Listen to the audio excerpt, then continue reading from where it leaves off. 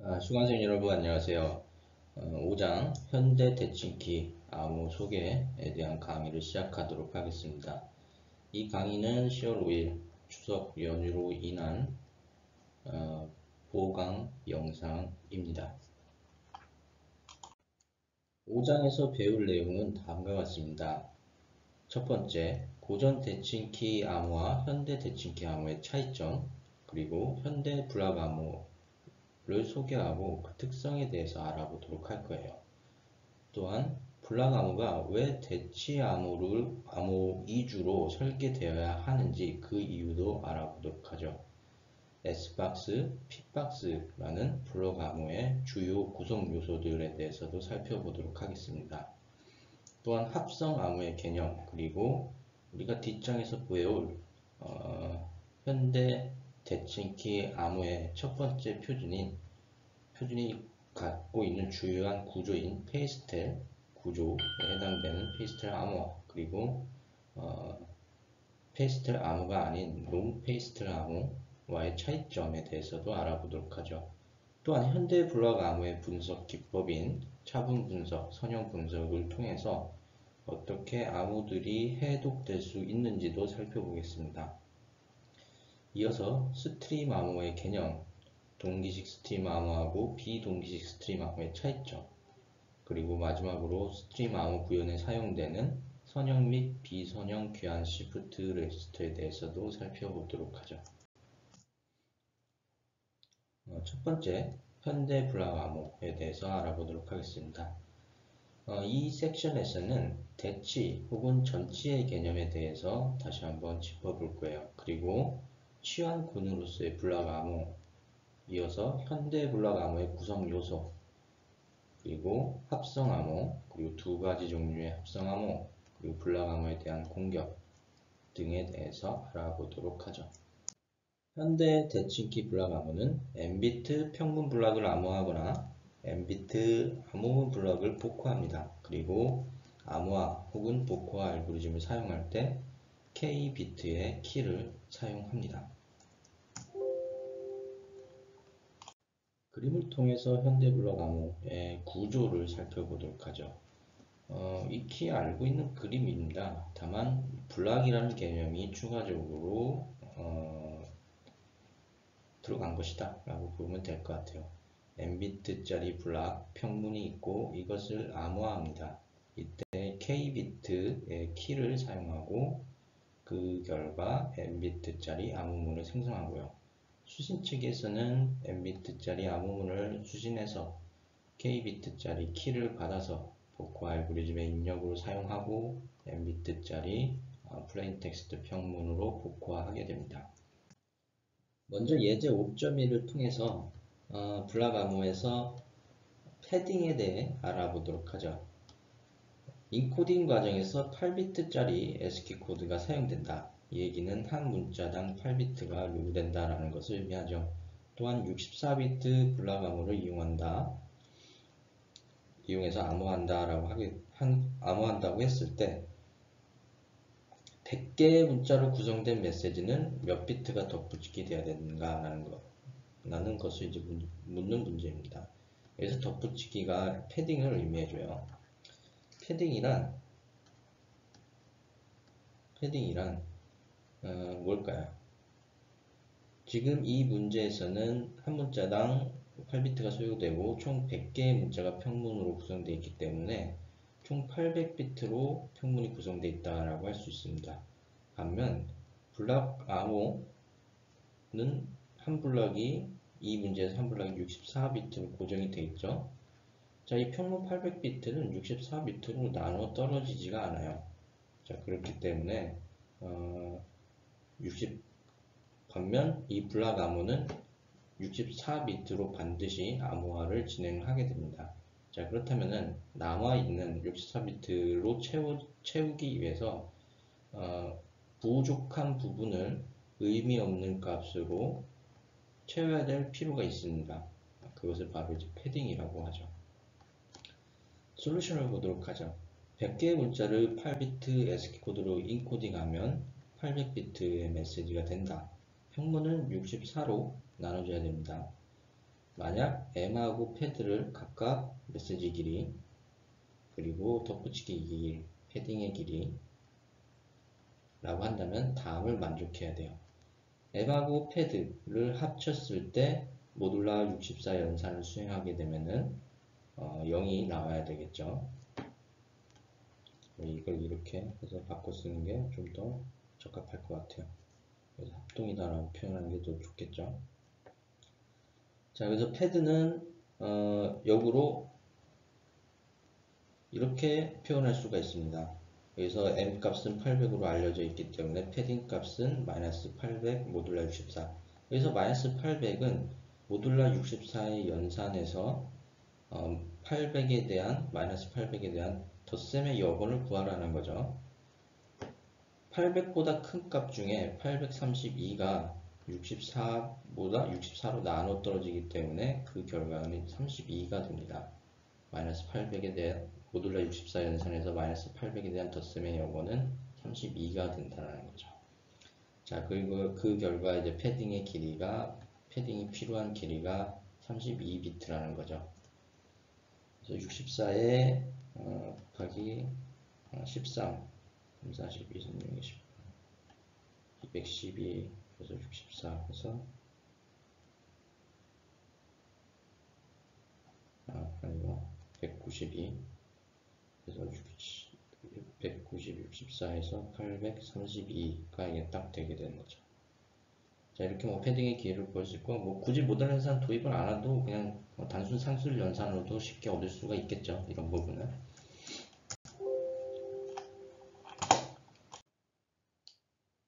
네, 현대 블럭 암호는 대치 암호도 사용하고 전치 암호도 사용됩니다.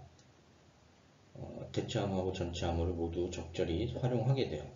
자, 근데 현대 블럭 암호가 전수조사 공격, 즉 브루트포스 공격에 안전하기 위해서 대치 암호를 위주로 중심으로 설계되는 것이 맞습니다. 왜 그런지 살펴보도록 하죠. 예제 5.2를 통해서 그 이유를 살펴보도록 하겠습니다.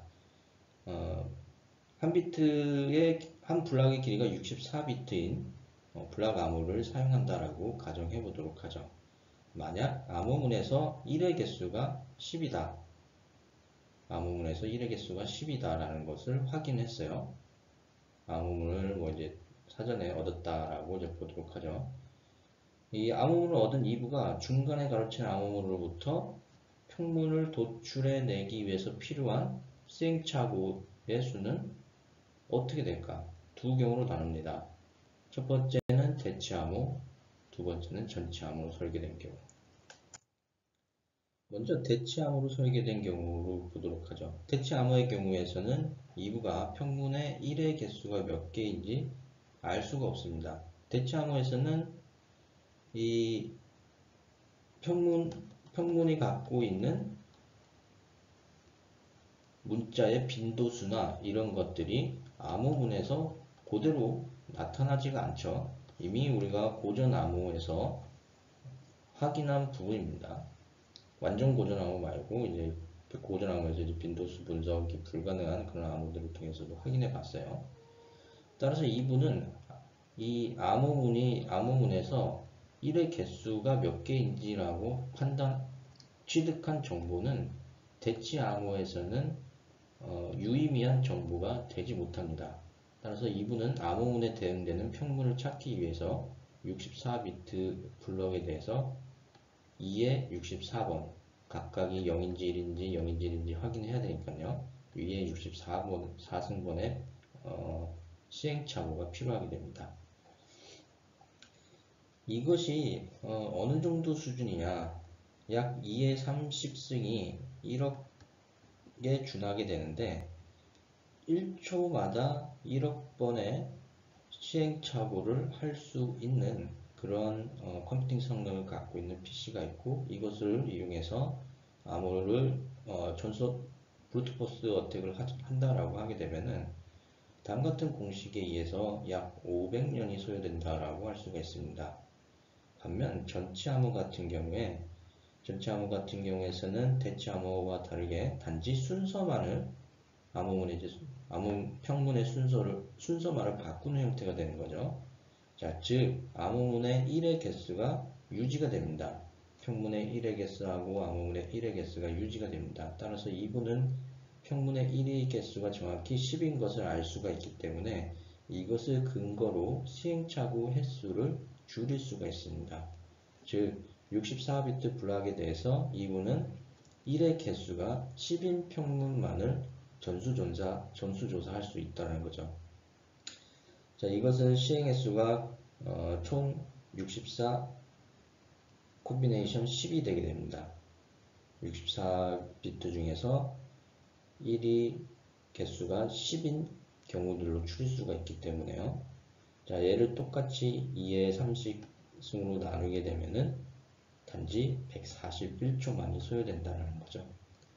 자, 그러면은 전체 암호는 현대 암호에서 쓸모가 없을까요? 꼭 그런 것은 아닙니다. 우리가 뒤에서 다시 한번 살펴보도록 하죠.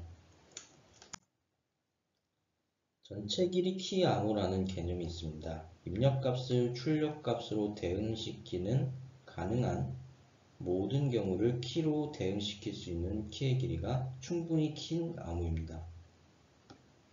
자, 이 전체 길이 키 암호는 역시 전치블록 암호하고 대치블록 암호 두 개로 분류할 수가 있어요.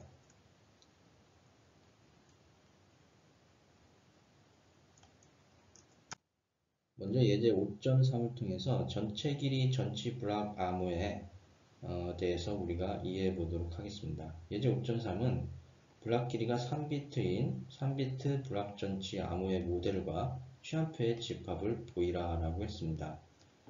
뒷장의 그림 5.1을 보기 전에 이 취한표의 집합, 즉 가능한 취한의 종류는 어떻게 되냐? 취한표는 단순히 이 취한 암호는 단순히 이 평문의 순서를 바꾸는 방식에 해당이 되죠. 1, 2, 3부터 1, 3, 2 이런 식으로 돌아가게 되죠. 자, 이 순서들은 이제 순서들은 중복이 되면 안 되기 때문에 중복 1, 2 이런 것이 존재하기 때문에 이것을 고려하게 되면은 가능한 경우의 수는 n 팩토리얼, 여기서 n은 취한표의 길이에 해당이 되죠. 블록 길이에 해당이 되죠. 그래서 총 3팩토리얼에서 6개의 원소를 갖는다. 또한 키 길이는 로그 2의 n 팩토리얼에 해당이 됩니다. 6개의 원소를 다 표현하려면은 필요한 키의 길이는 어떻게 되냐? 바꿔 말하면은 가능한 모든 치환, 여기 있는 6개의 취한표를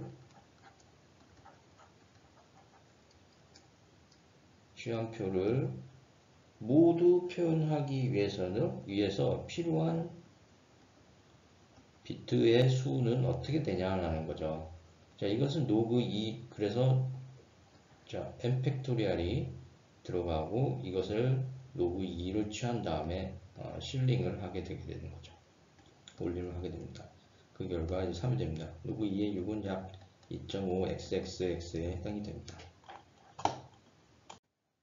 그림 5.1을 통해서 앞서 봤던 예제를 다시 살펴보도록 하죠. 3비트짜리 블록 취한 암호입니다. 그리고 키도 3비트로 표현할 수가 있죠. 취한 암호에서 가능한 취한표의 개수 1, 2, 3, 1, 3, 2, 1, 3, 1, 2, 3, 1, 3, 1, 1, 3, 2, 2 즉 3팩토리얼에서 6이 되게 되는 거죠. 즉 또한 이 모든 6개의 취한표를 다 표현하기 위해서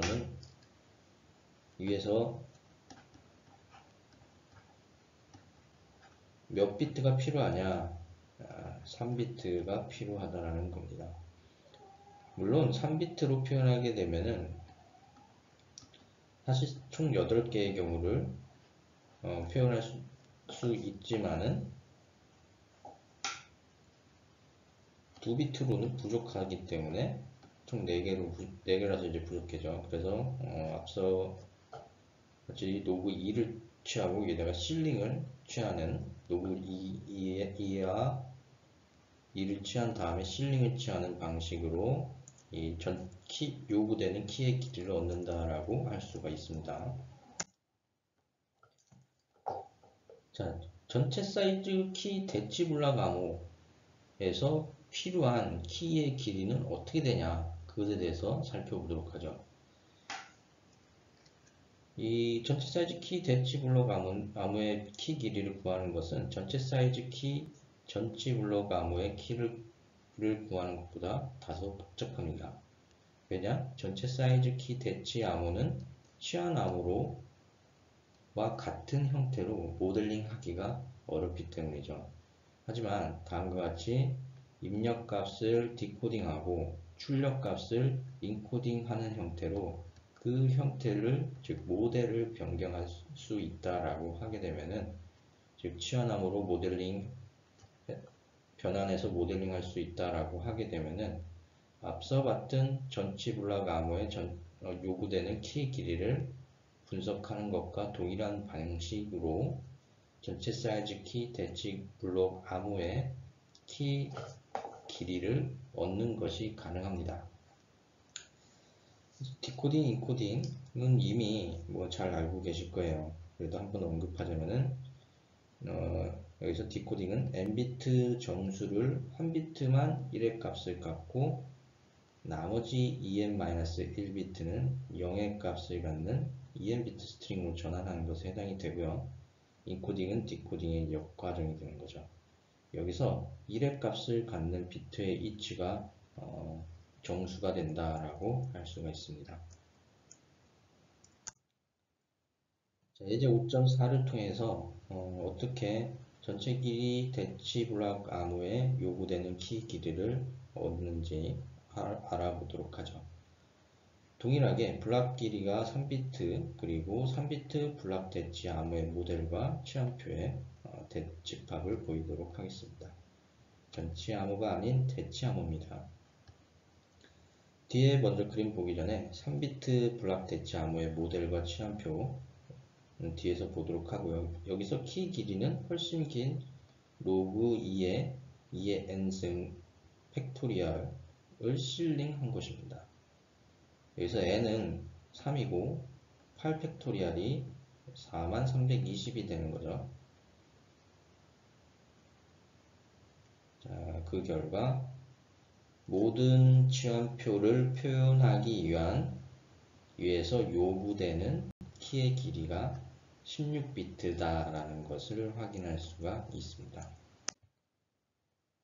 그림 5.3을 통해서 예제를 다시 한번 살펴보도록 하죠. 앞서 얘기했던 3비트짜리 블락 암호는 입력값이 3비트이기 때문에 총 2의 3승에서 8개 유형의 서로 다른 데이터를 평균으로 취급해서 암호화를 진행할 수가 있습니다. 따라서 전치 암호하고 특별히 구별되는 점은 이 3 곱하기 3x8짜리 디코더를 사용해서 입력 비트 3개를 봐서 8개 중에 하나의 문자 또는 데이터 유형을 표현할 수 있다는 점이죠. 디코더의 출력이 어떻게 되죠? 특정 비트 하나만 1이고 예를 들면 나머지는 다 0인 그런 형태가 되는 거죠. 자, 이렇게 특정 유형 하나를 특정 출력 하나만 1비트로 만들어서 8개의 데이터 유형 중 하나만 출력으로 표현할 수가 있습니다. 그 다음으로는 8비트짜리 길이를 갖는 치환표가 요구가 되겠죠. 입력이 8개니까요.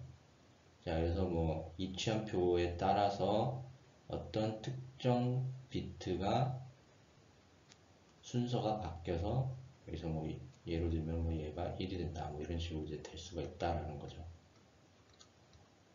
자, 이렇게 대치 블락 암호 모델을 전치 블락 암호 모델처럼 치환표를 이용해서 표현하려면은 총 8개의 길이가 8비트의 길이를 갖는 치환표가 필요하다라는 겁니다. 자, 그러면은 아까하고 동일하게 취한표가 3비트였을 때 3팩토리였는데 이번에는 8팩토리만큼의 취한표에 대한 경우의 수가 필요하다라는 거죠. 8팩토리아는 4320입니다. 즉, 이 4320에 대한 로그를 취한 다음에 실링을 해주는 것이 우리가 원하는 전체 길이 대치 블락 암호 모델에서 모든 취한표를 표현하기 위해 필요한 키의 비트 수가 해당이 된다는 거죠. 해당 값은 16비트에 결과는 이제 16비트에 해당이 됩니다. 16비트면은 여기 있는 모든 취한표 가장 첫 번째로 1, 2, 3, 4, 5, 6, 7, 8, 그 다음에 1, 2, 3, 4, 5, 6, 8, 7 가장 이 순서로 간다면 이제 끝에 있는 취한표는 8, 7, 6, 5, 4, 3, 2, 1이 되게 되는 거겠죠. 총 이제 16비트면은 가능한 모든 취한표를 다 표현할 수가 있다라는 것을 의미를 해줍니다. 자, 정리하자면 전체 사이즈 키, n비트 전체 암호, 그리고 대치 블럭 암호는 취한으로 모델화가 될 수 있고 이를 통해서 요구되는 키의 길이를 확인했습니다. 또한 전체 암호, 대치 암호 요구되는 키 사이즈가 서로 다르고 전체 암호의 경우 키 길이가 노브 2의 n 팩토리아를 실링한 것, 그리고 대치 암호의 경우 키 길이는 로그 2의 n승 팩토리아를 실링한 것이라고 했습니다. 당연히 대치 암호의 경우 키 길이가 훨씬 더 길기 때문에 현대 암호는 대치 암호 위주로 설계가 돼야 전사 공격으로부터 더 강인한 특성을 가질 수 있다라고 얘기할 수가 있는 거죠. 자, 근데 계속 앞서 그 전에 이 전체 사이즈 키 길이는 를 이용하게 된다라고 하면은 이 해당 암호화 알고리즘이 연산해야 되는 복잡도가 증가해서 암호화 속도가 느리거나 하는 문제가 발생할 수가 있습니다.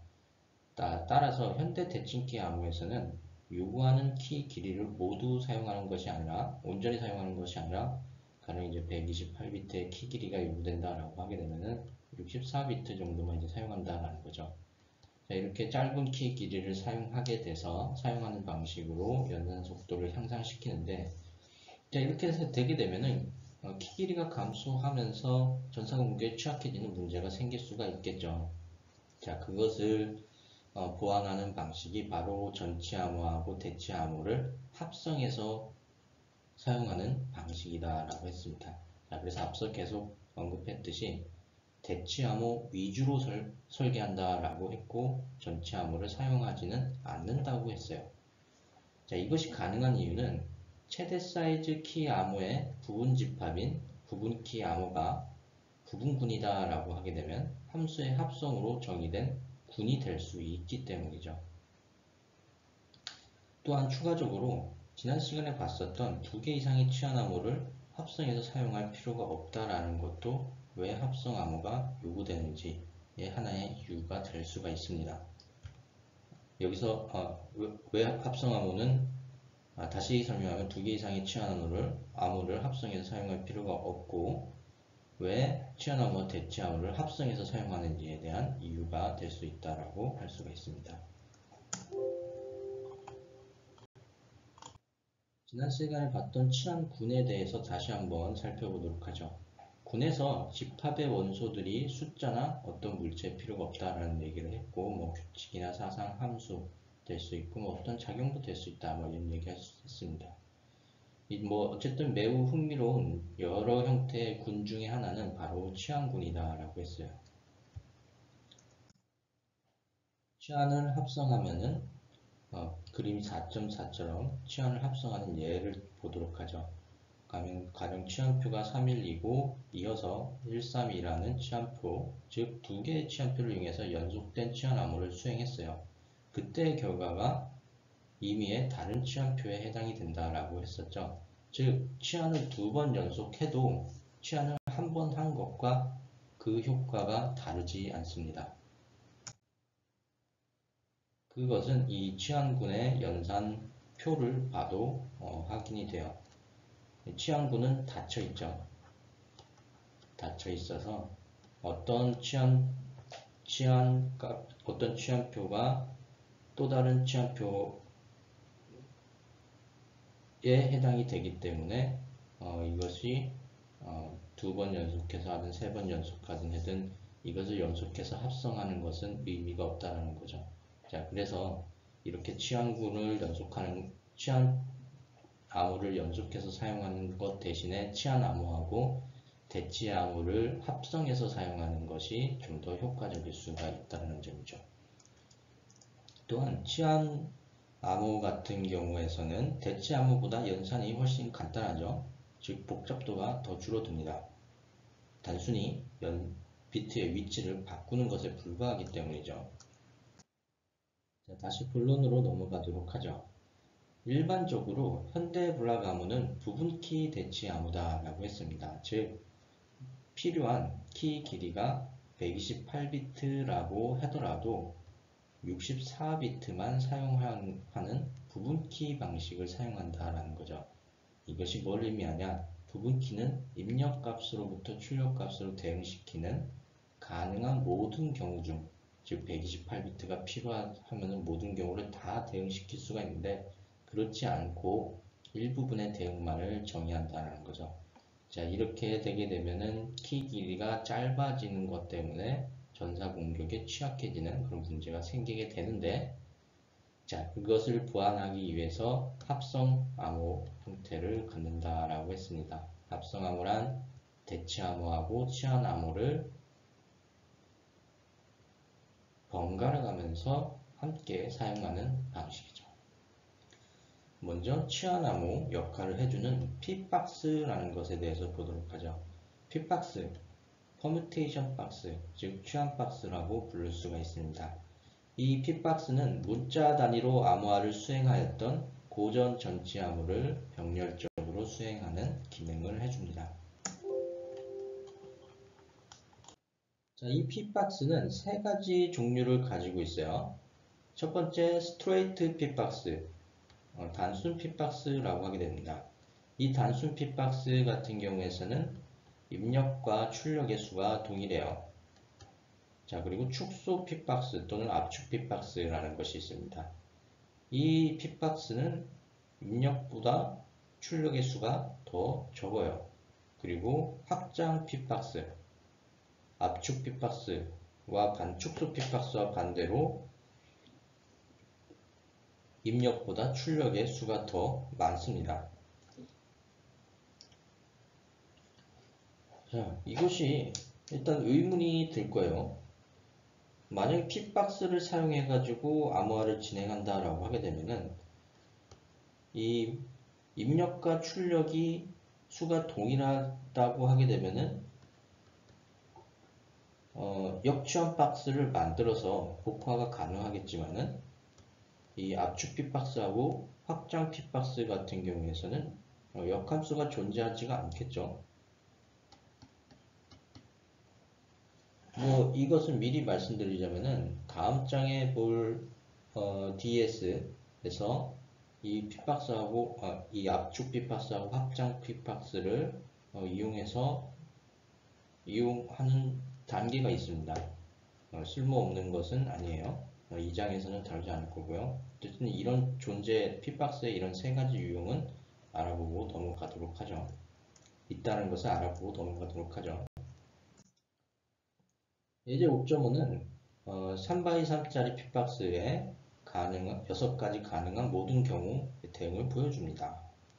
뭐 6가지 순서 변하는 거, 이거는 뭐 추가적인 설명은 필요 없겠죠.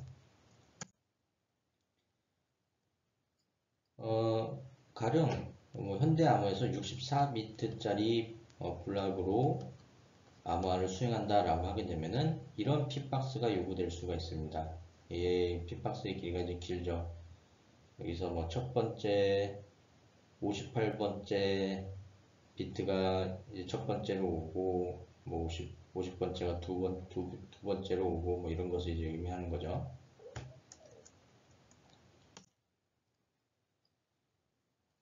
예제 5.0, 5.6을 통해서 핏박스에 대해서 좀 더 알아보도록 하죠. 입력 워드의 중간 두 비트, 네 번째하고 워드가 이렇게 있으면 네 번째하고 다섯 번째 비트가 출력 워드의 양끝 비트. 그러면은 1, 2, 3, 4, 5, 6, 7, 8 이렇게 있다라고 하게 되면은 네 번째하고 다섯 번째 비트가 출력 워드의 양끝 비트로 이동하는 단순 핏박스가 있다. 이 핏박스에 대해서 8x8 취한 테이블을 설계하라. 단 다른 비트의 상대적인 위치는 변하지 않는다. 자, 그러면은 이 테이블은 이렇게 표현할 수가 있죠. 4에서 4를 빼가지고 여기로 이동하고 5를 빼서 여기로 이동하고 나머지는 그대로 두니까 1, 2, 3, 6, 7, 8 가운데 있고 4, 5가 여기 있다는 거죠. 이렇게 단순 핏박스로 설계할 수 있고 입력 비트 1, 2, 3, 6, 7, 8의 상대 위치는 변하지 않았다. 첫 번째 출력값은 네 번째 입력값이고 여덟 번째 출력값은 다섯 번째 입력값이 된다라는 거를 보여주면 되는 거죠. 축소 핏박스에 대해서도 알아보도록 하죠. 축소 핏박스는 M비트를 입력받아서 M비트를 출력하는 핏박스입니다. 이때 입력이 출력보다 더 길고요. 특정 입력 비트는 차단돼서 출력되지 않습니다. 즉, 이 축소 핏박스는 특정 입력 비트를 제거하기 위한 목적이 큽니다. 여기 예로 32x24짜리 축소 핏박스가 있어요. 자, 이 핏박스를 살펴보게 되면은 원래 일반 단순 핏박스라고 했을 때 1에서 32까지의 수가 모두 핏박스에 있어야 되는데 몇몇 비트는 존재하지 않는 것을 확인할 수가 있습니다. 총 8개가 빠졌겠죠.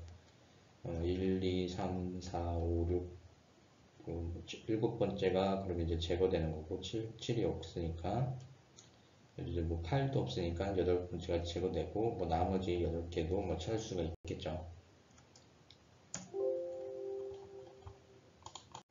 확장 핏박스도 알아보도록 하죠. 확장 핏박스는 M비트를 입력받아서 M비트를 출력하는 핏박스로서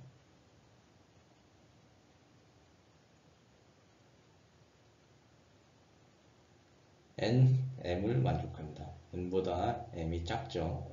이 특정 입력 비트는 1개 이상의 입력 비트하고 연결됩니다. 즉, 이 확장 핏박스 같은 경우에는 축소 핏박스하고 다르게 특정 비트를 복사하는 역할을 한다라고 볼 수가 있습니다. 특정 위치의 비트를 복사하는 역할을 할 수 있다라고 볼 수가 있죠. 네, 예로 보게 되면은 12x16 취한 태블릿인데 사이즈에서 확인할 수 있듯이 4개의 비트가 추가적으로 중복돼서 복사돼서 배치된다라고 할 수가 있습니다. 그러한 비트는 여기 뭐 첫 번째 비트 그리고 이 세 번째 비트 그리고 또 뭐가 있나요? 네, 9번째 비트 또 12번째 비트 이 정도가 여기서 해당이 되죠. 미리 말씀드렸지만은 단순 핏박스만 역함수가 존재하게 되고 나머지 축소 핏박스하고 확장 핏박스는 역함수가 존재하지 않아요. 이것을 어떻게 이용할까라는 것은 우리가 다음 장에 다루게 된다라고 얘기를 했습니다. 일단 이 장에서는 단순 핏박스, 역함수가 존재하는 단순 핏박스에 대해서만 집중하도록 하죠. 그림 5.6은 1차원 테이블로 표현된 취한 테이블의 역을 어떻게 구성하는지 보여줍니다. 이미 모두 대충 내용을 봤던 것 같아요. 자, 6, 3, 4, 5, 2, 1이라는 취한표가 있어요. 자, 여기다가 인덱스를 밑에다가 삼아줍니다. 얘의 지금 역취한표를 구하는 과정을 지금 보시고 계시는 거고요. 자, 이때 역전표를 구하기 위해 세 번째 단계에서는 인덱스하고 이 취한표에 있는 값을 수합을 해줘요. 수합을 해줍니다. 자, 그리고 이 아래에 있는 수합된 취한표의 값을 소팅해서 이들 쌍끼리 묶어가지고 소팅을 해서 정렬한 것이 바로 이 역취한표에 해당이 됩니다. 즉 6, 3, 4, 5, 1로 취한된 데이터를 원래의 데이터로 만들기 위해서는 이 역취한표 6, 5, 2, 3, 4, 1이 필요하다는 거죠.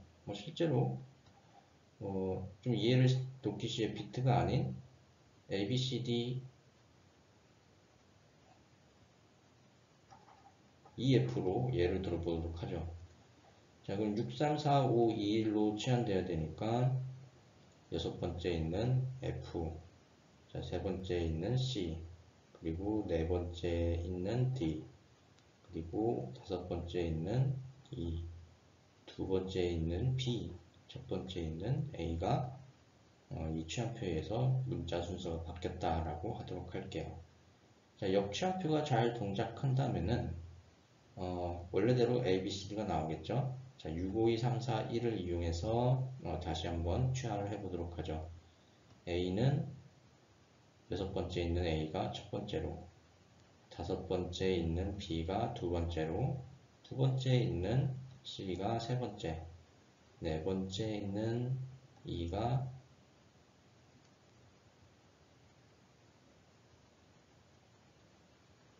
네 번째가 아니라 세 번째에 있는 D가 네 번째, 네 번째에 있는 E가 다섯 번째, 그리고 첫 번째에 있는 F가 마지막 여섯 번째로 이렇게 판단하는 거죠. 그래서 역취한표는 단순하게 이 룰로 쉽게 구할 수가 있습니다. 축소 핏박스하고 확장 핏박스는 역함수가 존재하지 않는다라고 했습니다. 쉽게 이 그림 5.7을 통해서 확인할 수가 있어요. 여기 축소 핏박스, 즉 입력보다 출력이 더 작은 핏박스, 특정 비트가 제거된다라고 했죠. 어떤 핏박스, 이 역참표를 만들 때 어떤 비트가 2로 가야 되는지 명확한 값이 정해지지 못합니다. 자, 그래서 역함수가 만들어질 수 없고요. 확장 핏박스도 마찬가지로 조금 다르지만 1하고 2 중 어느 것이 1이 돼야 되는지 알 수 없습니다. 자, 그래서 둘 다 역함수가 존재하지 않다라고 그림을 통해서 쉽게 이해할 수가 있죠.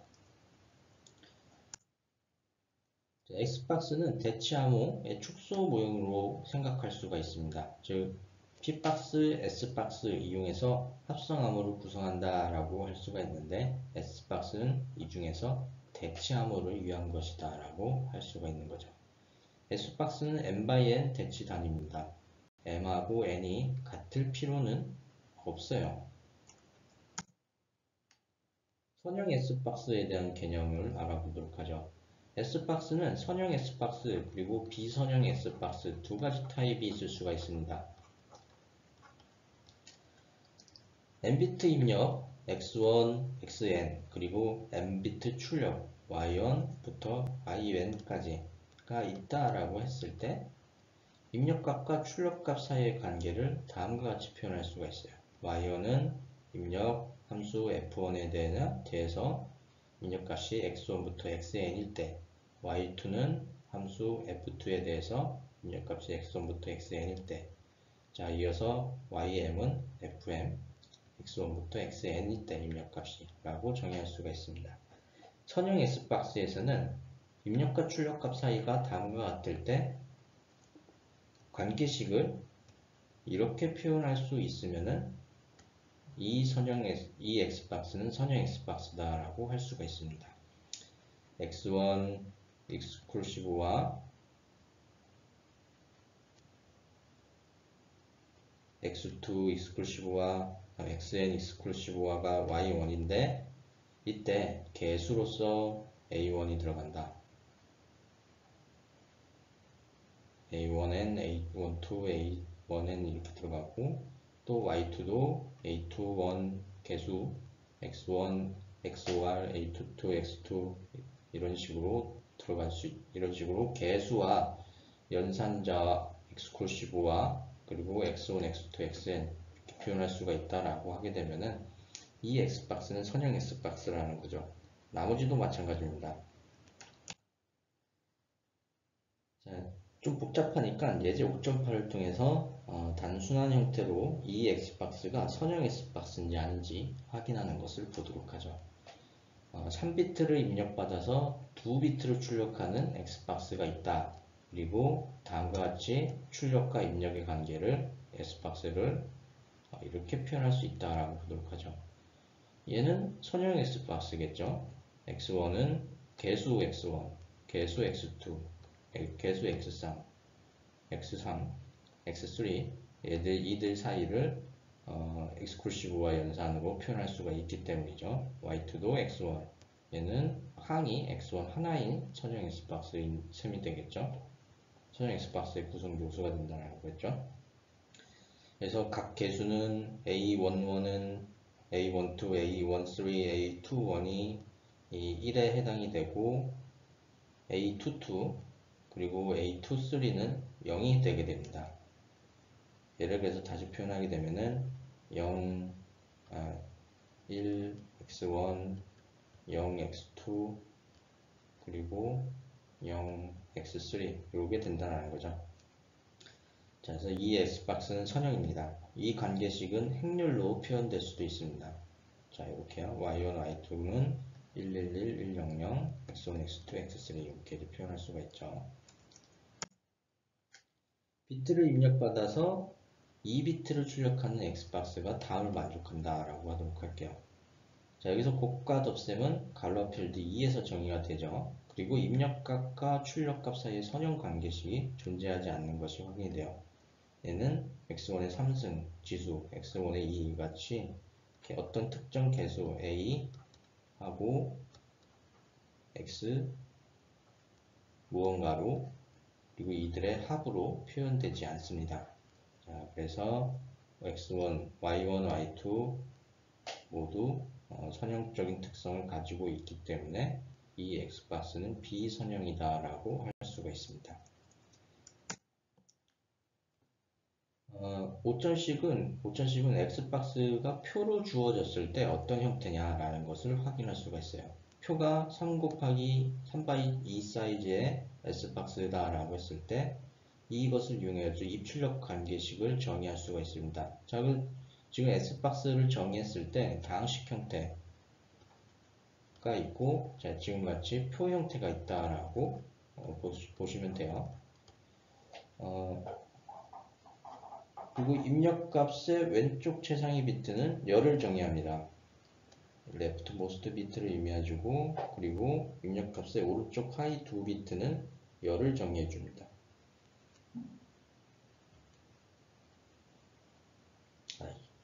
열이 아니라 얘가 행이고 얘가 열을 정의해줍니다. 오른쪽 하위 두 비트가 열을 정의해줍니다. 출력 두 비트는 선택된 열과 행이 교차되는 성분의 값입니다. 자, 무슨 말이냐? 입력이 010이다. 그러면은 leftmost 비트 0 그리고 10을 찾아가지고 교차되는 점, 이 01이 X박스의 출력이겠다라는 거죠. 가령 또 입력이 10이다. 1 그리고 0을 찾아서 교차되는 00 값이 이 X박스의 출력이다라는 것을 의미를 해줍니다. S박스의 역함수가 존재할까요? S박스는 입력값과 출력값 사이의 관계가 테이블 혹은 수학적 관계 이 두 가지 유형으로 정의되는 대체항이죠. 다항식 형태, 또 다른 형태는 이제 표라고 했습니다. S박스는 역함수가 존재할 수도 있고 존재하지 않을 수도 있습니다. 역함수가 존재하는 X박스는 입력 비트하고 출력 비트의 개수가 동일하다라는 특성을 가지고 있어요. 자, 이것이 역함 S박스에서 역함수가 존재하기 위한 조건입니다. 예제 5.11 S박스의 역함수에 대해서 예제 5.11을 통해서 확인해 보도록 하죠. 뒤에 본 그림 5.8은 역함수가 존재하는 X박스의 예를 보여줍니다. 테이블 중 하나는 암호 알고리즘에서 사용되며 다른 하나는 복호 알고리즘에서 사용됩니다. 역함수가 존재해야 복호 알고리즘을 X박스에 역함수가 존재해야 복호 알고리즘을 통해서 평문으로 복호화가 되겠죠. 각 표에서 출력값의 왼쪽 최상위 비트는 행을 정의한다. 그리고 다음 두 비트는 열을 정의한다. 또한 출력은 입력값의 열과 행이 교차되는 값이다. 앞서 본 내용입니다. 그림 보도록 하죠. 예제 5.11에 대한 S박스 테이블. 먼저 여기 암호화 그리고 복화된 S박스 테이블로 구분되어 있습니다. 특정 비트 한 개만 보도록 하죠. 가령 100이 입력이다. 그때 출력이 000이죠. 자, 그럼 000을 복화 단계에서 입력했을 때 이 역 X박스가 100을 만드냐? 000 입력했을 때 100을 만들죠. 네, 이런 식으로 입력과 출력의 개수가 동일하다라고 하게 되면은 해당 S박스는 이렇게 역함수에 해당되는 역 S박스 테이블을 만들 수가 있습니다. 다음으로 합성 암호 및 현대 암호에서 중요한 요소인 베타적 논리학 연산에 대해서 보도록 하죠. 흔히 우리가 그냥 이스코시브화 또는 엑스화라고 부르게 되죠. 이 베타적 논리학 연산 같은 경우에서는 역함수가 존재하기보다는 연산 그 자체가 역함수의 역할을 해준다라는 특성이 있습니다. 쉽게 말해서 몇 번 우리가 봤던 얘기인데 인크리션 단계에서 이 키 K 값을 통해서 암호화, 이스코시브화 연산, 키 K 값하고 평문에 해당되는 X 값을 이스코시브화 연산에서 Y 값을 만든다라고 하게 되면은 복화 단계에서는 이 Y 값의 키 K 값을 동일하게 익스클루시브화 연산에서 원래의 값 X를 만든다라고 했었죠. 이것이 익스클루시브화 연산의 주요한 특징이다라고 했습니다. XK라고 하게 되면은 여기에 X 익스클루시브화 K 다음에 K가 얘네들이 이제 소거가 되기 때문에 X 보통 이제 평문인 X가 된다라고 했었죠. 자, 그래서 이 익스클루시브와 연산 같은 경우에서는 역함수가 존재한다라기보다는 동일한 연산을 반복함으로써 원래의 값을 만들 수가 있기 때문에 복화 과정에서 역함수의 기능을 한다는 거죠. 자, 4장에서 설명했듯이 갈라체 이 N상에서의 덧셈과 뺄셈 연산은 베타적 논리합으로 불리는 단일 연산에 의해서 수행된다라고 했습니다.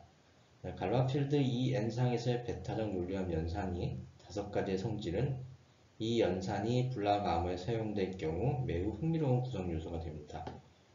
갈라필드 특성 5개 기억하시나요? 닫힘, 결합법칙, 교합법칙, 교환법칙, 그리고 항등원의 존재, 역원의 존재, 이것들이 모두 다 필요하다라고 했습니다. 특히 항등원의 존재, 역원의 존재 같은 경우 이것들이 가능해야 복호화가 가능하다라고 했었죠. 여기에 관해서 특별히 더 언급을 해보자면 다음과 같습니다. 암호 알고리즘의 구성 요소가 단일 연산으로 표현될 수 있다. 그렇다고 하게 되면 각 구성 요소에 대한 역을 설명할 수가 있습니다.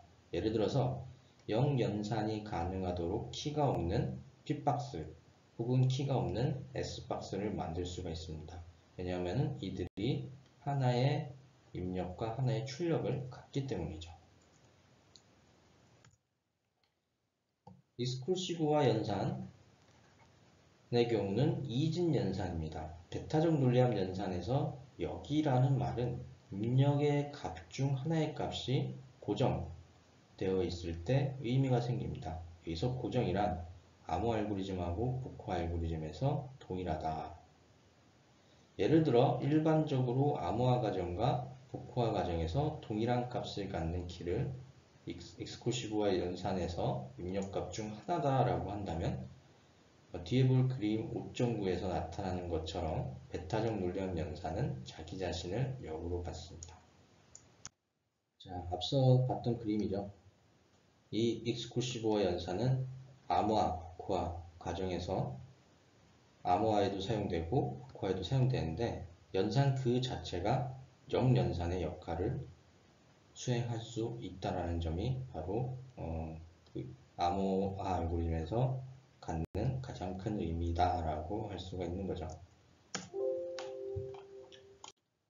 순환이동 연산에 대해서도 살펴보도록 하죠. 이 순환이동은 현대블록 암호에서 자주 사용되는 구성 요소 중에 하나입니다.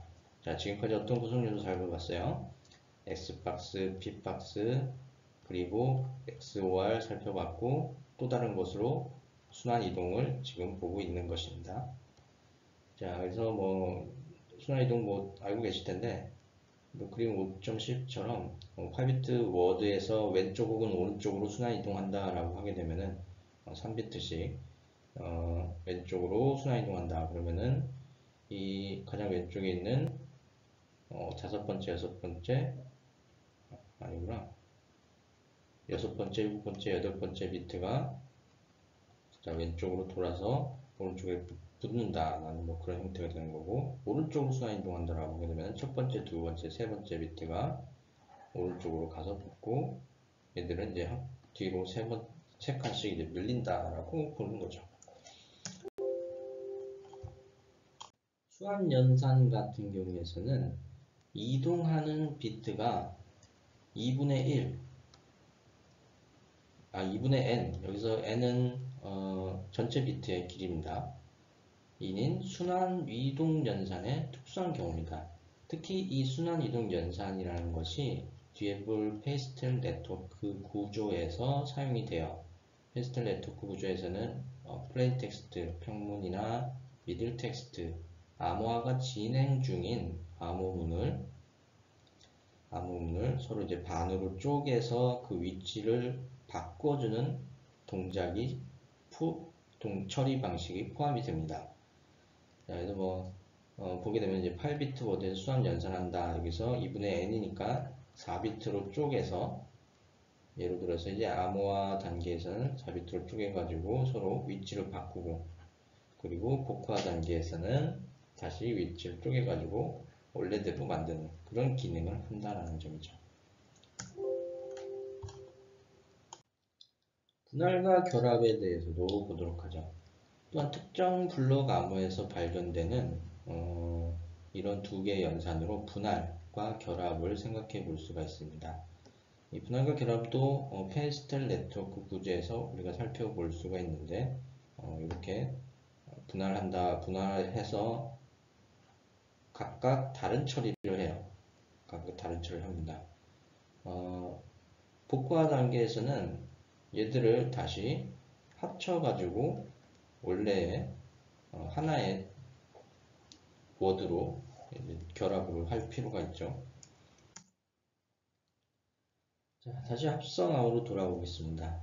샤논이 최초 합성 암호의 개념을 설계를 했고요. 합성 암호는 앞절에서 다루었던 대치, S박스, 그리고 치환, P박스, 그리고 기타 구성 요소, 익스클루시브와 수합, 그리고 결합, 분리 이런 요소들이 모두 포함된 복합적인 암호다라는 거죠. 자, 그렇다면 현대 암호 알고리즘은 왜 이렇게 다양한 요소들을 구성 요소로서 활용하는 걸까요? 첫 번째는 확산이라는 목적을 달성하기 위함입니다. 확산은 암호문과 평문 사이의 관계를 숨기기 위한 것이고요. 이어서 혼돈은 암호문과 키 사이의 관계를 숨기기 위한 것이다 라고 할 수가 있습니다. 현대 암호는 또한 이 확산과 혼돈 효과를 더욱 강화하기 위해서 라운드라는 것을 도입을 하고 있습니다. 한 라운드는 S박스, P박스, 그리고 기타 구성 요소, 익스클루시브와 또 뭐 있냐, 치안, 익스클루시브와 수압, 그리고 결합 및 분할라는 것을 모두 활용을 해요. 그리고 이 라운드 수를 반복해서 수행하는 것으로 확산과 혼돈 효과를 좀 더 강화시킬 수 있다는 점이죠. 자, 두 라운드로 구성된 합성 암호를 그림 5.13에 두 라운드로 구성된 합성 암호를 통해서 확산 효과가 어떻게 달성될 수 있는지 알아보도록 하죠. 자, 확산은 평문과 암호문 사이의 관계를 숨기는 역할을 한다라고 했습니다. 바꿔 말하면 암호문을 통해서 평문을 유추하기 어렵게 만들게 한다라는 것이죠. 여기 8비트짜리 평문이 있어요. 그리고 이 평문은 다음과 같이 키 제너레이터, 각 라운드의 키를 생성하는 키 제너레이터에서 생성된 1라운드의 키 K1과 익스클루시브와 연산을 수행합니다. 이것이 바로 키 믹서에서의 키 믹서가 처리하는 내용이에요. 일단 여기서 키 값과 평문이 익스클루시브와 연산을 수행하면서 한번 바뀌게 되겠죠. 한번 뒤집게 되겠죠. 자, 여기 라운드 키 제너레이터의 역할에 대해서 추가적으로 언급하자면은 라운드 키 제너레이터는 키 값 K를 입력받아서 각 라운드에 대한 각 라운드를 위한 키를 랜덤하게 생성하는 기능을 한다라고 보시면 돼요. 자, 이렇게 키 믹서하고 익스클루시브와 연산을 하게 되고 K1은 랜덤한 특성을 갖기 때문에 이 평문의 내용이 일단 크게 변경이 되게 될 겁니다. 자, 그리고 이 키 믹서의 출력을 각각 2비트씩 쪼개서 4개의 X박스의 입력값으로 사용되게 돼요. 자, 그럼 여기서 또 한번 X박스들을 통해서 평문의 내용이 또 변경이 되게 되겠죠. 또한 이 P박스를 이용해 가지고 추가적으로 확산의 효과를 좀 더 강화하게 됩니다. 자, 이 P박스를 이용하게 되면은 S박스의 결과들이 순서가 또 바뀌기 때문에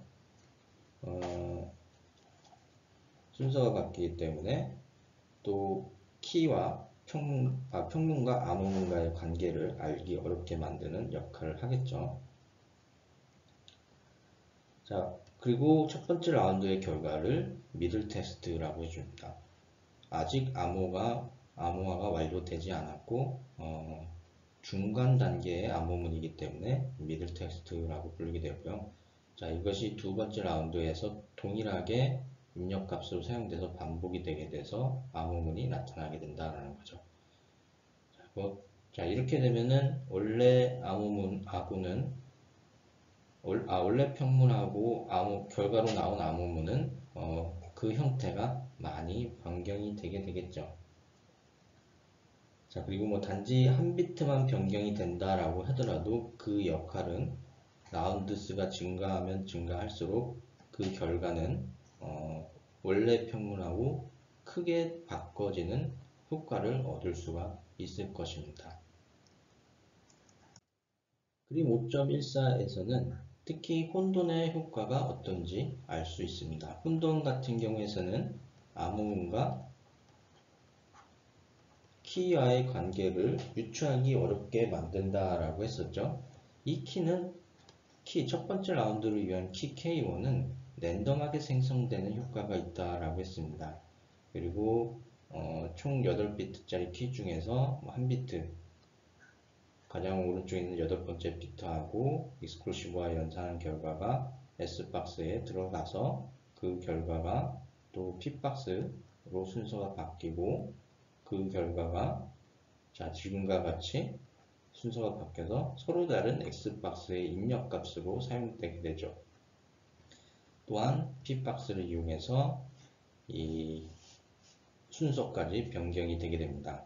자, 참고로 P박스하고 S박스 이 뒤에서 우리가 뒷장에서 배울 DS에서 사용되는 P박스하고 S박스의 취한표는 공개가 되어 있습니다. 공개하는 이유는 암호학자들이 표준으로 사용하는 이 DS 알고리즘의 취약성이 있는지 분석을 용이하게 하기 위해서 이 공개를 하게 되고요. 공개하더라도 암호 알고리즘의 안정성은 당분간은 보장이 되었기 때문이에요. 자, 어쨌든 이런 식으로 해서 단지 한 비트가 미치는 두 라운드를 통해서 미치는 영향이 최종적으로 암호문의 하나, 둘, 셋, 넷, 네 번째 비트, 4개의 비트에 해당이 되기 때문에 결과적으로 암호문으로만 가지고 키값을 유추하기 어려울 수 있다는 점입니다. 이것이 라운드 수가 반복되면 반복될수록 좀 더 어려워지겠죠. 현대의 블럭 암호는 모두 합성 암호의 형태를 갖추고 있습니다. 자, 그러나 이 그들은 두 가지 종류로 분류됩니다. 첫 번째 페이스텔 구조를 갖는 페이스텔 암호, 두 번째 비페이스텔 암호입니다. 페이스텔 암호를 위주로 살펴보도록 하죠. 페이스텔 암호는 페이스텔이 만들었어요. 수십여 년 동안 사용되었던 매우 지적이고 흥미로운 암호를 설계했습니다. 여기서 수십여 년 동안 사용되었던 지적이고 흥미로운 암호가 DS에 해당이 되고, DS는 취약점이 취약하다라는 것이 발견이 됐기 때문에 이 새로운 표준인 AES가 등장했습니다. 페이스텔 암호는 세 가지 타입의 구성 요소를 가질 수가 있습니다. 자기 자신을 역으로 갖는 것, 그리고 역함수가 존재하는 것, 역함수가 존재하지 않는 것. 페이스텔 구조가 어떤 식으로 구성 요소들을 활용하는지 일단 가장 초기 형태부터 살펴보도록 하죠. 자, 평문 P1이 있어요. 자, 그리고 믹서라는 구조가 있습니다. 이때 키 K 값을 활용해서 함수 F의 입력 값으로 사용돼요. 그것에 대한 출력이 이 출력을 평문 P1과 익스클루시브와 연산을 수행해서 암호화 결과를 얻게 됩니다. 암호화는 역순이 되겠죠. 동일한 키 값을 이용하고 익스클루시브와 연산을 이용해서 원래 평문 값을 얻게 되는 거죠. 이때 함수 f는 동일한 입력 k를 사용한다 라고 하게 되면은 암호화를 수행했을 때 fk하고 동일한 출력 값을 얻을 수 있어야 됩니다. 페이스텔 구조에서는 믹서는 자기 자신을 즉 역함수로 갖는다 라는 거죠. 익스클루시브와 연산 특성을 이용해서요. 자, 이 예는 자명하다. 뭔 말일까요? 평문과 다음과 같이 이어서 나오는 문장이 자명하다라는 것을 의미해 줍니다. 평문하고 암호문의 길이가 4비트이고 키의 길이가 3비트다. 자, 평문하고 암호문 4비트 그리고 키의 길이가 4비트다. 암호문 4비트 그리고 키는 3비트다. 3비트. 함수는 키의 첫 번째와 세 번째 비트를 입력받습니다. 키의 첫 번째하고 세 번째 비트를 입력받습니다. 그래서 첫 번째, 두 번째, 세 번째 있다라고 하게 되면은 첫 번째하고 세 번째 비트만 입력을 받는다는 점이죠. 앞서 봤던 구조에서 FK의 기능을 설명을 하고 있어요. 자, 여기서 키에서 첫 번째하고 세 번째만 입력받아요. 자, 이 첫 번째하고 세 번째를 입력받아서 이 함수 fk는 얘를 10진수로 인식을 합니다. 그리고 제곱을 해요. 그래서 그 결과값을 4비트 2진수로 출력합니다. 왜 4비트냐? 평문 p하고 익스클루시브와 연산을 수행하기 위해서는 각 비트하고 익스클루시브와 연산을 수행하기 위해서는 길이가 일치가 돼야 되죠. 자, 만약 그래서 평문이 0111이고 키가 101일 때 암호하고 복호의 결과값이 어떻게 되는지 보여라 라는 것이 이 예제예요. 보도록 하죠. 평문이 0111이고 키가 101이라 라고 했습니다. 여기서 함수 fk는 첫 번째 하고 세 번째 비트만 받아서 얘를 10진수 취급해서 제곱한 다음에 4비트짜리 2진수로 만들어서 출력한다 라고 했어요. 자, 1하고 1, 첫 번째 세 번째 비트 11, 얘를 10진수로 변환하면 3이 되죠. 얘를 제곱하면은 이제 9가 됩니다.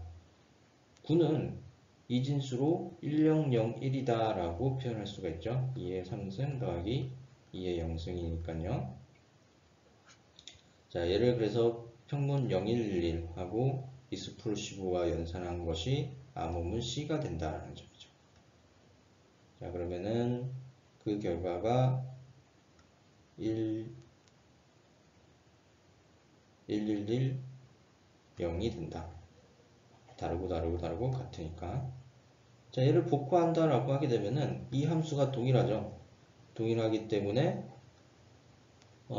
동일한 키값을 복호하 측에서 사용하게 되고, 그렇다고 하게 되면은 동일한 결과를 출력을 할 겁니다. 그 1001이 되겠죠. 그 결과 0111 원래의 평문을 얻게 된다는 점입니다. 자, 그래서 이 첫 번째 페이스텍 구조의 가장 원시적인 형태에서 이 익스클루시브와 연산 그리고 함수 fk가 어떤 역할을 하는지 확인을 했습니다.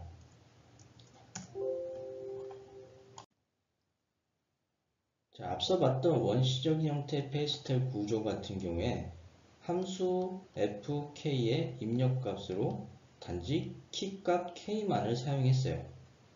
자, 그렇다고 하게 되면은 어떤 문제가 생길까요? 키값 k가 동일하다라고 하게 되면은 함수 fk는 항상 동일한 출력값을 보일 것입니다. 이것은 확산과 혼돈 측면에서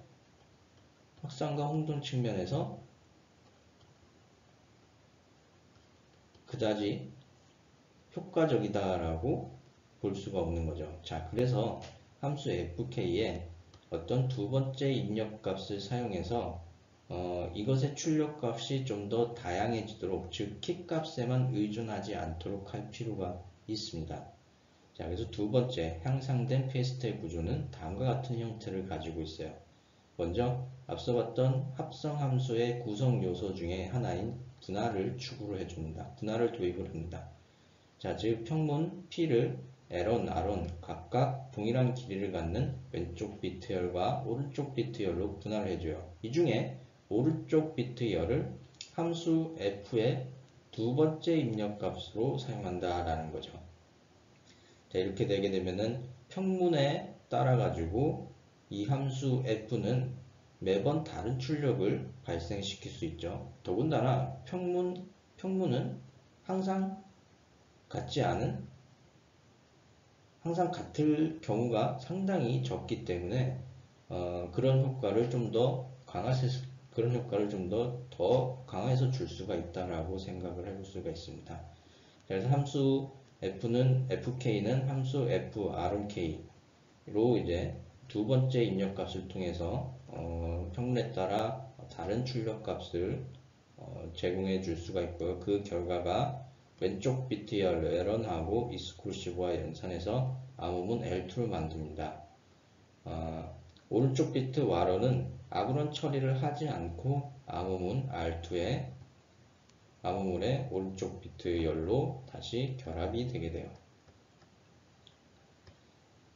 복화 측에서는 암호문 이 L3, R3를 즉 왼쪽 비트, 수신 측에서 왼쪽 비트, 오른쪽 비트를 다시 분할해서 오른쪽 비트는 그대로 올립니다. 왜냐? 아무런 처리를 하지 않았죠. 그대로 이제 평문이 되게 되는 거고, 왼쪽 비트는 동일하게 오른쪽 비트 열을 함수 f의 입력값으로 사용하고, 그리고 또 다른 입력값으로 키 값을 사용하게 돼요. 자, 그러면은 왼쪽하고 암호화 단계하고 복화 단계하고 이 함수 f가 동일한 출력값을 발생시키겠죠. 그 결과 이 L3하고 함수 f의 결과값을 exclusive화해서 원래 평문 왼쪽 비트열을 만들게 되게 됩니다.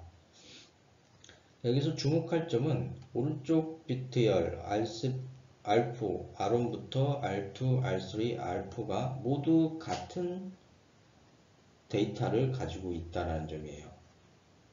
모두 동일하다는 점이죠. 아무런 처리를 하지 않았습니다. 자, 그리고 왼쪽 비트 복화 과정을 수식으로 표현하면 다음과 같아요. F는 L3 exclusive F R3K가 되는 거고, 여기서 이것이 L2 F R1K하고 동일하고, 얘는 L1 F R1K 그리고 L1 F RK 돼서 이것들이 같기 때문에 그 결과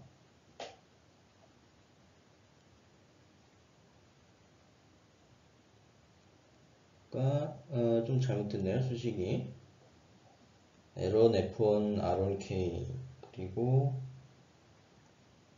얘가 빠져야 되죠. 얘가 빠져야 L1이 되게 되는 거죠. L1이 되죠. 얘가 빠져야 됩니다.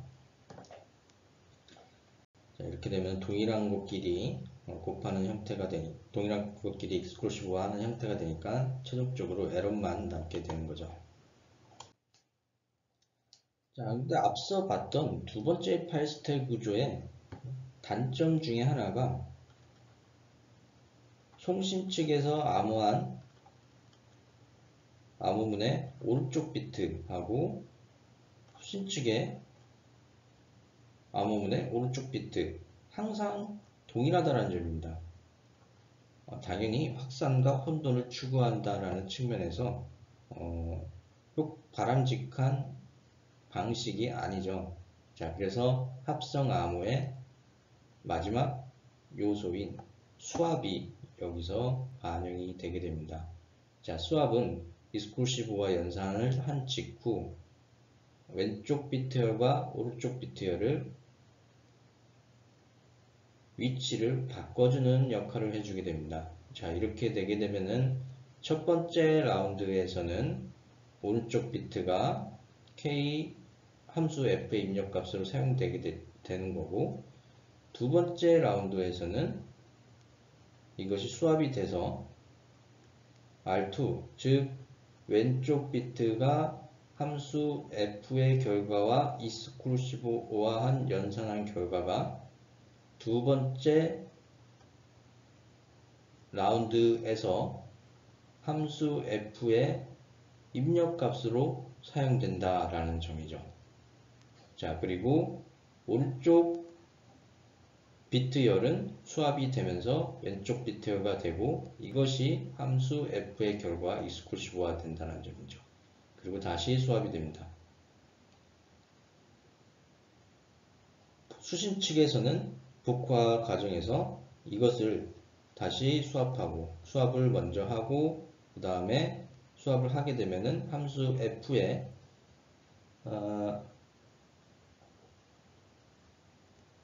K2, 키값 K2 두 번째 라운드 K2하고, 이때 동일한 비트열에 있는 값이 함수 f의 또 다른 입력값으로 사용돼서 얘하고 동일한 결과를 함수 f가 출력하게 됩니다.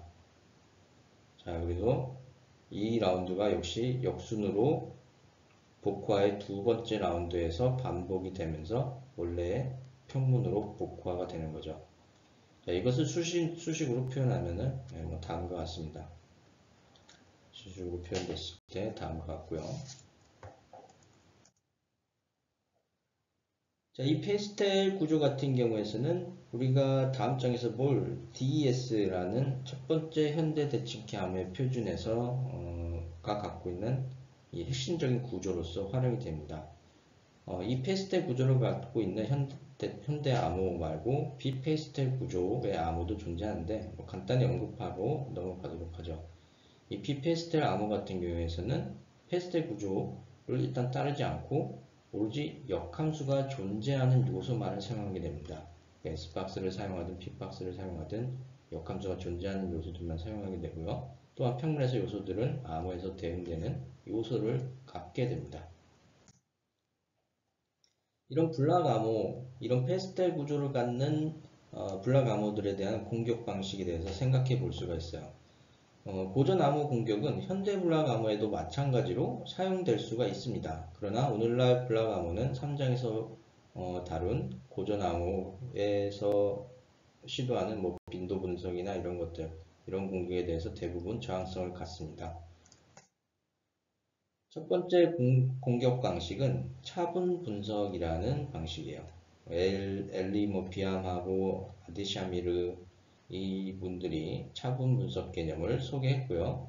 이 분석 방법은 선택평문 공격에 기반합니다. 선택평문 공격 기반이 뭐였죠? 앨리스하고 밥이 통신한다라고 했을 때 이브가 앨리스의 PC에 침투해서 의도적으로 평문을 생성하고 거기에 해당되는 암호문을 만들어서 수집을 하는 형태다라고 했습니다. 즉, 이분은 앨리스의 PC에 접근 권한을 얻어서 다양한 평문과 암호문 쌍을 대량으로 수집할 수 있는, 원하는 만큼 수집할 수 있는 상황이다라고 할 수가 있는 거예요. 예제 5.13을 통해서 아주 단순한 형태의 즉 익스클루시브와 연산만 있는 형태의 암호화 방식에서 차분 공격이 어떻게 이루어지는지 살펴보도록 하죠. 그림 5.18과 같이 암호가 단지 익스클루시브와 연산으로만 구성된다라고 가정을 해보도록 하죠. 여기 평문 P 그리고 익스클루시브와 때 키 K하고 연산하고 그 결과가 암호문 C다라고 가정을 해보도록 하겠습니다. 차분 분석을 이용하게 되면은 키의 값을 알지 못하더라도 평문을 얻어낼 수가 있습니다. 그래서 첫 번째 차분은 평문에 대한 차분입니다. P1하고 P2의 익스클루시브와 연산이고요. 두 번째 차분은 암호문에 대한 차분입니다. C1, C2에 대한 익스클루시브와 연산에 해당이 되는 거죠.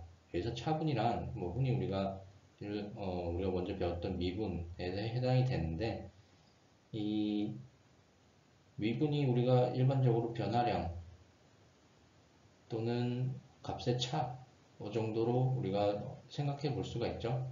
다만 여기서 연산이 익스클루시브화로 제한되어 있기 때문에 다음과 같이 P1, P2에 대한 차분으로 P1 익스클루시브화 P2 그리고 C1, C2에 대한 차분으로 C1 익스클루시브화 C2라고 그렇게 정의할 수가 있는 거죠. 자, 또한 선택평문 공격을 기반으로 하기 때문에 이분은 P1, P2, P1, P2하고 C1, C2를 원하는 만큼 얻을 수가 있습니다. P1은 평문 P1에 대한 암호문 C1, 평문 P2에 대한 암호문 C2가 된다라는 거죠. 자, 이분은 평문 차분하고 암호문 차분 사이의 관계를 이 선택평문 공격을 통해 가지고 쉽게 발견할 수가 있습니다. 자, C1은 P1 익스클루시브와 K가 되는 거고 C2는 P2 익스클루시브와 K가 됩니다. 자, K는 몰라요. 모르고 C1, C2는 다음과 같다라는 것이 계산이 되죠. P1 XY K, XY P2, XY K. 여기서 K가 소거가 되죠. 그럼 P1 익스클루시브와 P2가 되게 됩니다. 자, 만약에 추가적으로 이 앨리스가 일단 여기서 뭐 평문 P1을 얻고 싶다라고 해요. 그러면 C1 이스콜 C5와 C2 한 다음에 여기다가 저희 P1 이스콜 C5와 P2 라고 했을 때 평문 P1만 얻고 싶다라고 하게 되면은 양변에 암호문이 아닌 평문 P2를 이스콜 C5 하면 되겠죠. 평문 P2를 이스콜 C5 하게 되면 어떻게 돼요? 얘 소거되고, 자, 그러면은 P1이 되는 거잖아. 자, 그 암호문하고 평문을 얻게 되면은 이 특별한 평문 P1을 얻을 수가 있다라는 점입니다.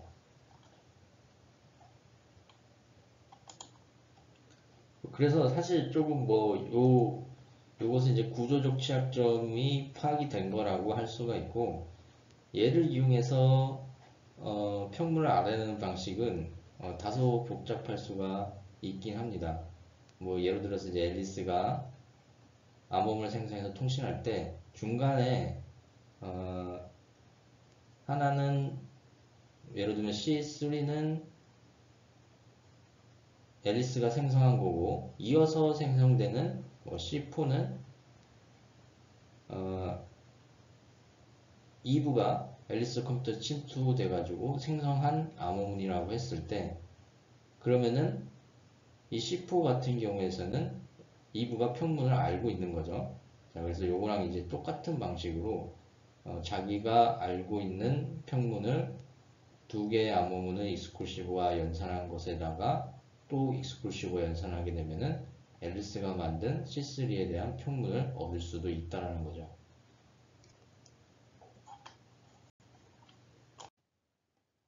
자, 예제 5.14를 통해서 조금 더 복잡한 합성 암호의 구조에서 여전히 차분 분석이 가능한지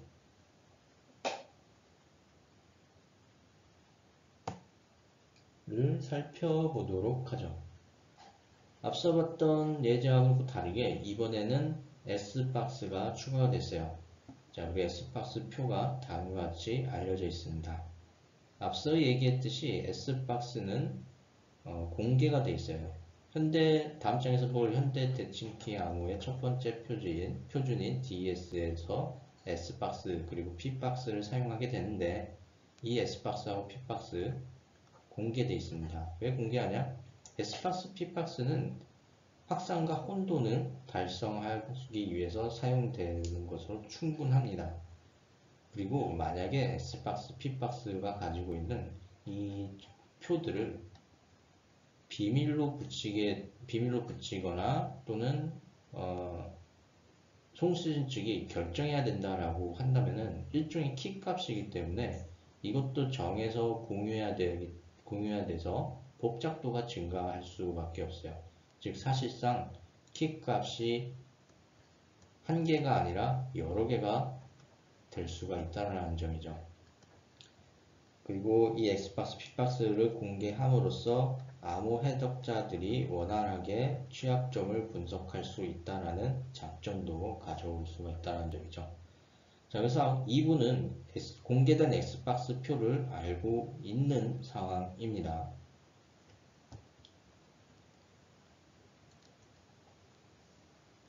X박스는 뭐 다음과 같이 되어 있네요. 그래서 입력 X, 이 X는 키값하고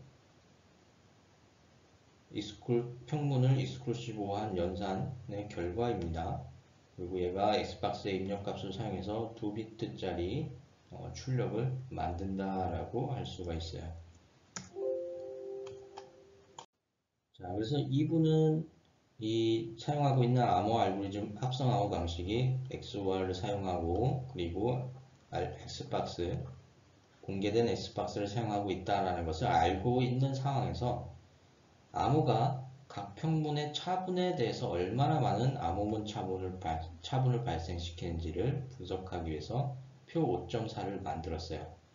첫 번째 차분은 행에 대한 차분은 행을 의미하는 차분은 P1 익스클루시브와 P2고 열은 C1 익스클루시브와 C2입니다. 자, 그래서 P1, P2 P1 익스클루시브와 P2가 000일 때 모든 경우가 00으로 나타났다. 총 횟수가 8변인 이유는 S박스의 결과가 총 8가지이기 때문이에요. 8가지입니다. 자, 그리고 001일 때 00이 2번 나타나고 01이 2번 나타나고 11이 4번 나타났다. 뭐 이런 식으로 해서 다 적어놨어요. 표를 만들어 놨어요. 자, 그리고 이것에 대한 확률을 다음과 같이 앞서 표를 정리해서 이것에 대한 확률로 정리를 해놨습니다. 000일 때 00은 100%죠. 그리고 00일 때 각각 25%, 25%, 50% 그리고 나타나지 않는 경우들도 존재하죠. 자, 이렇게 차분 분석표를 확률로 정리를 해놨어요. 자, 이 확률표를 기준으로 해서 여러 가지 가능성을 따질 수가 있습니다. 차분 분석과 확률을 이용해서 여러 가지 가능성을 따질 수가 있습니다. 앞서 본 표를 이용해서 2분은 50%의 확률로 P1 익스클루시브와 P2가 001이면 C1 익스클루시브와 C2가 11이라는 것을 만족할 수 있다는 것을 확인했어요. 자, 그러면 2분은 암호문 C1 00에 대한 평문 P1 0 1 0를 얻을 수가 있습니다. 역시 선택 암호문 공격에 해당이 되어 앨리스의 PC에 접근할 수 있는 권한을 받아서 평문에 대한 자기가 생성한 평문에 대한 암호문을 얻었다라고 반대죠. 선택 암호문 공격이니까 이번엔 밥의 PC에 들어가서 암호문을 복구해서 특정 암호문에 대한 평문을 얻었다라고 가정을 하는 거예요. 또한 암호문 C2 11에 대한 평문 P2 011을 얻었다라고도 가정을 해보도록 하죠. 또 다른 두 번째 선택 암호문 공격을 수행했다라고 할 수가 있습니다. 자, 그래서 첫 번째 쌍 P1과 C1을 이용해서 역으로 분석을 시도해 볼 수가 있습니다. 자, C1은 만약에 00이다. 그러면은 앞서 봤던 표에서 X1이 001 이것은 X박스 표를 통해서 얻는 거죠. X박스 표를 통해서 SG1이 001일 경우에는 X1이 001 그리고 X1이 111 또 X1은 101일 수가 있습니다. 뒤에서 테이블을 통해서 다시 한번 살펴보도록 할게요.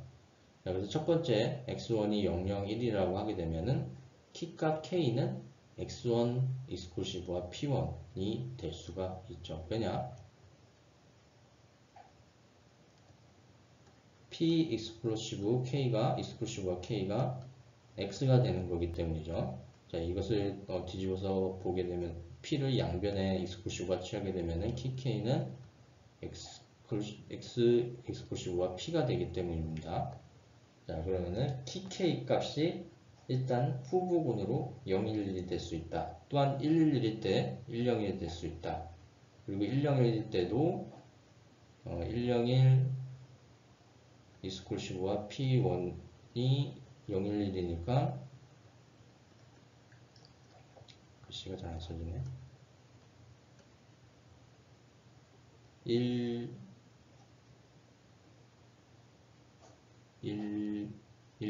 110이 될 수가 있는 거죠. 자, 그러면 어떻게 키값 K가 일단 후보가 3개가 나온 겁니다. 011, 110, 101 일단 3개가 나온 거고요. 두 번째 선택 암호문 공격에 얻은 C2, 11에서 동일한 방식을 취해서 X박스에서 해당 X값을 얻고 다시 키값을 얻었을 때 011, 101 이렇게 얻는다. 그러면은 이 중에서 가장 많이 겹치는 거 011 그리고 101 여기 하나 더 있는데 이거 뒤에서 다시 보도록 하고요.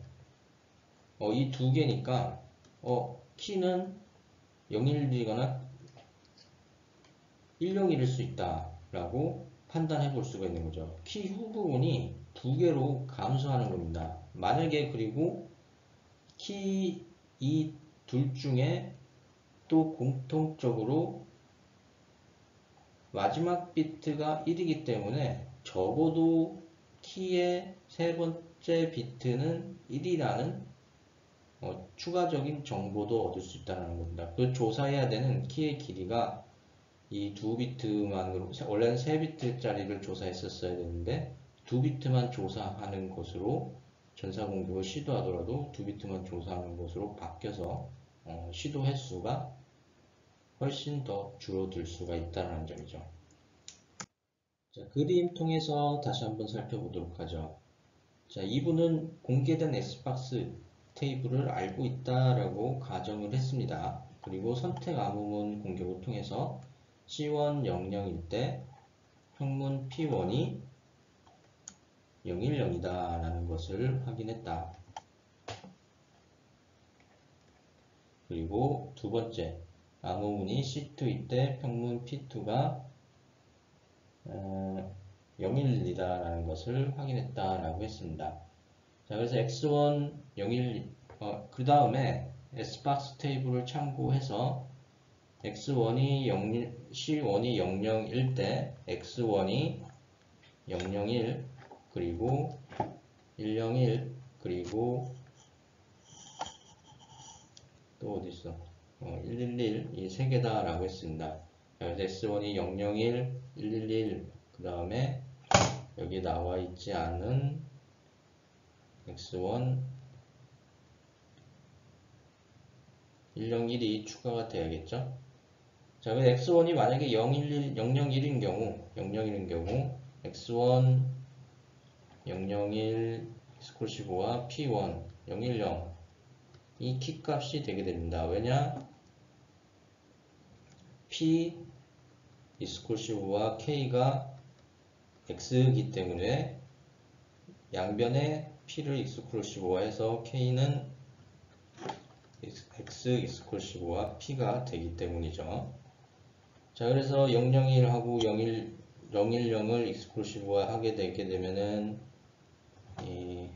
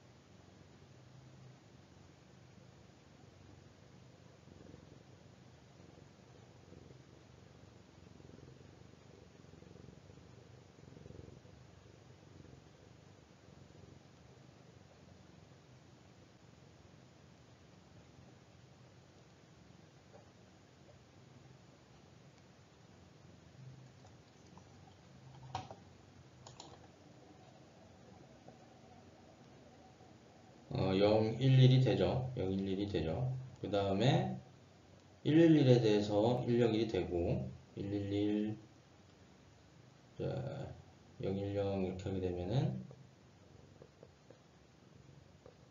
다르고 같고 다르니까 101이 되고 마지막으로 X1이 101일 때 키 K 값은 101 익스클루시브와 010이니까 1, 1이 되죠. 111이 되게 됩니다.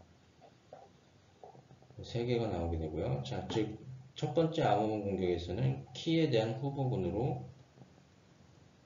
011, 101, 111 이 3개가 나온다는 것입니다. 자, 두 번째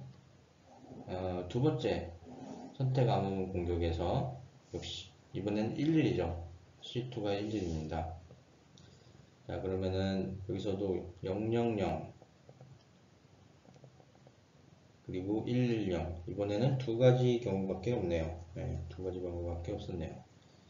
자, 그래서 각각 011 그리고 101 이 값을 구했는데, 여기서 중복되는 게 똑같은 비율로 중복되는 게 101을 제외한 0112 두 개가 있다는 점입니다. 그래서 이 101을 제외한 0111하고 111이 가능한 키의 후보군으로 접혀질 수 있다는 거고, 추가적으로 마지막 비트가 1이라는 공통적인 특성 때문에 앞에 마지막 비트를 제외하고 앞에 두 비트만 조사하는 방식으로 전사 공격 시도 횟수를 감소시킬 수도 있다는 점이에요. 자, 즉 익스클루시브하고 엑스박스로 구성된 단순한 합성 암호도 차분 공격이 가능합니다. 자, 이렇듯 블락 암호에 대한 차분 분석은 엑스박스의 비균일 차분 분포표에 기반합니다. 여기서 비균일이라는 것은 확률이 모든 케이스에 대해서 동일하지 않다는 것을 의미해줘요. 확률이 다르다는 것이 힌트가 되는 거고요. 이 차분 분석에 대한 자세한 내용은 교재 브라우저 N에 있으니까 관심 있으신 분은 살펴보시기 바랍니다.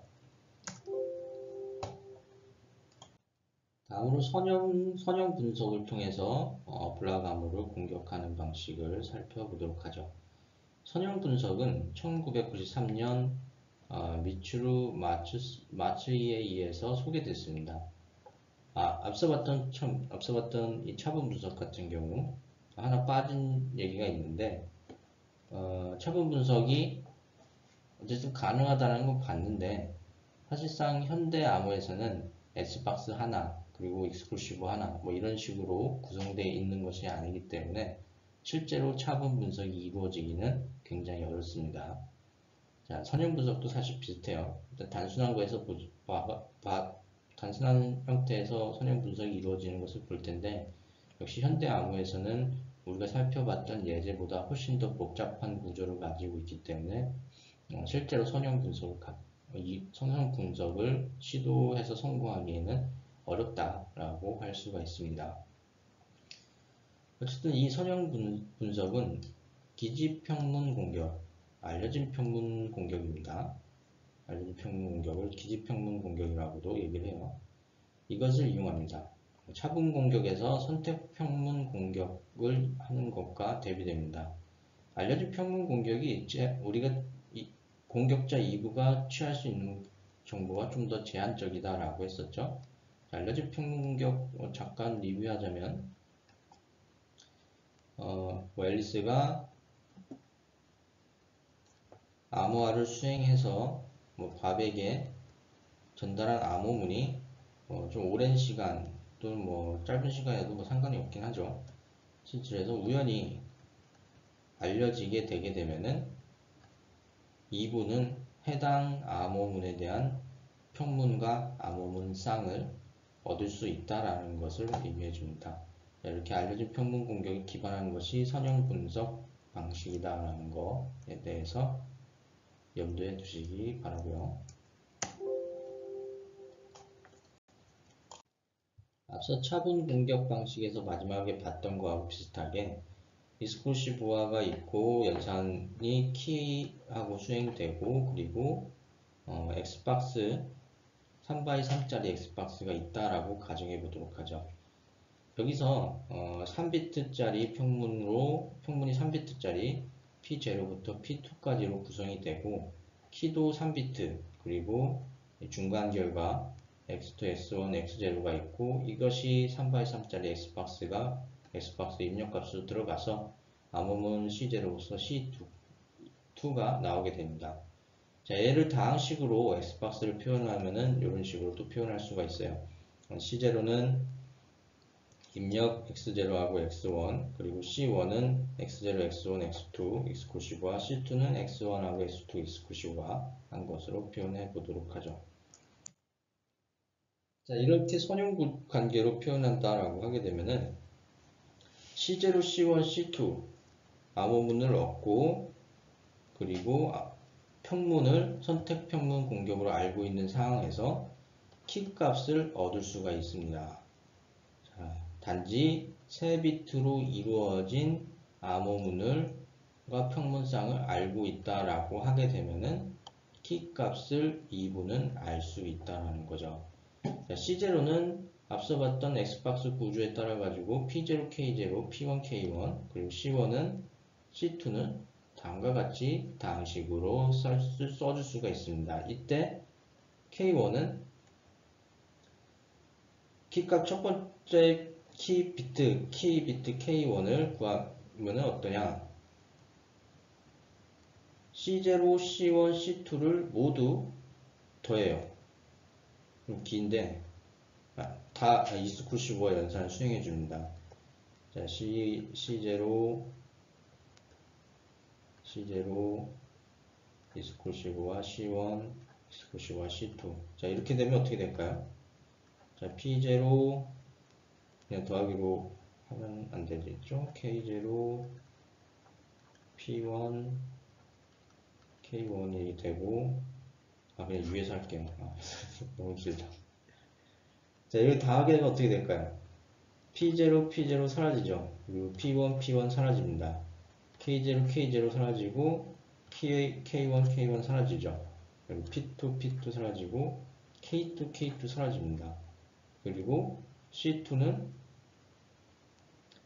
그리고 얘만 남게 되네요. 결과적으로. 자, 그러면은 P1 C1 C2 C3는 P1 K1 이렇게 되는 거죠. 자, 그 다음에 P1을 뭐 이쪽으로 옮긴다, 좌변으로 옮긴다라고 하게 되면은 K1은 P1 C1 C2 C3가 되는 거죠.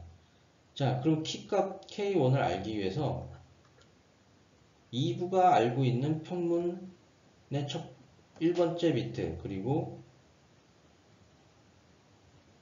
C0, C1, C3 2부가 또 알고 있는 C1, C0, C1, C3 요것만 필요하기 때문에 첫 번째 K 값을 쉽게 얻을 수 있다는 점이죠.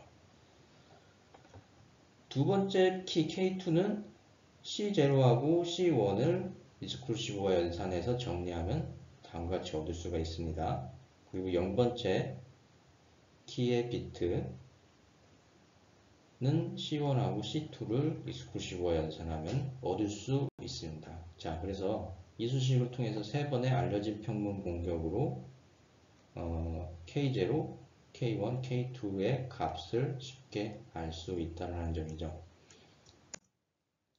다만 이 현대 S박스는 실제로 완전한 선형 함수가 아니기 때문에 저런 식으로 선형 공격이 이루어지기는 상당히 어렵습니다. 자, 그래서 실제로는 X박스가 특정 선형 함수에 의해서 확률적으로 근사하는 방법으로 선형 공격이 이루어지게 돼요. 이 방식은 이제 다소 복잡하고 관심이 있으신 분은 선형 분석에 대한 것을 그룹 N에서 찾아서 보시면 좋을 것 같습니다.